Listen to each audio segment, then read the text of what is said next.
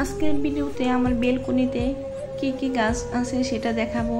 So hello everyone, আসসালামু আলাইকুম। কি অবস্থা সবাই, কেমন আছেন? অনেকদিন পরে বড় একটা ভিডিও নিয়ে চলে আসলাম।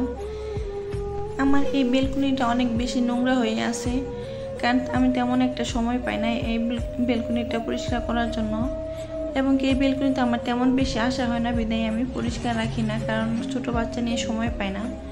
আজকে ভাবলাম যে বড় একটা টব আছে, ওটাতে আমি কয়েকটা লাউয়ের বীজ লাগিয়ে দেব।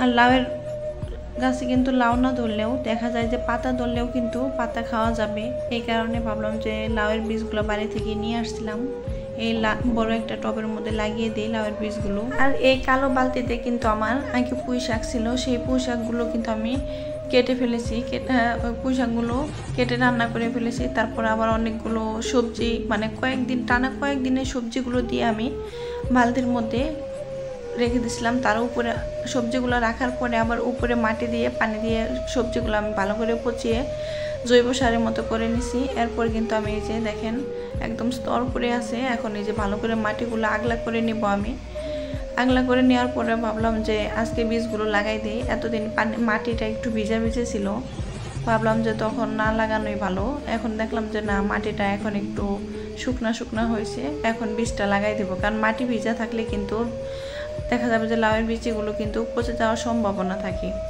এই কারণে মাটিটা আমি ভালো করে শুকিয়ে নিয়েছি। আর আজকে আমি লাউয়ের বীজগুলো লাগিয়ে দেবো। দেখা যাবো যে 5-7 দিনের মধ্যেই লাউয়ের গাছটা হইতে পারে মনে হচ্ছে, যদি লাউয়ের বীজগুলো ভালো থাকে।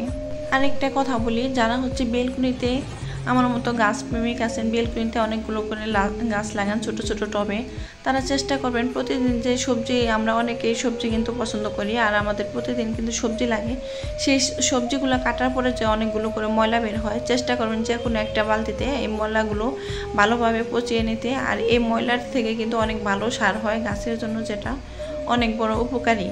আমি কিন্তু এইভাবে অনেকগুলো সবজি একসাথে পচিয়ে যে কোনো একটা টবের মধ্যে একটা গাছ লাগাই, আবার কিছুদিন সবজিগুলো পচিয়ে আবার আরেকটা টবে আরেকটা গাছ লাগাই, আরেকটা টবের মধ্যে দিয়ে। এই বিচিগুলো আমি দেখতেছিলাম যে আসলে কোনভাবে যেন লাগাই, মনে ছিল না, পরে খেয়াল হলো যে ও আচ্ছা, চিকন পাশটাই তো উপরে দিতে হয়।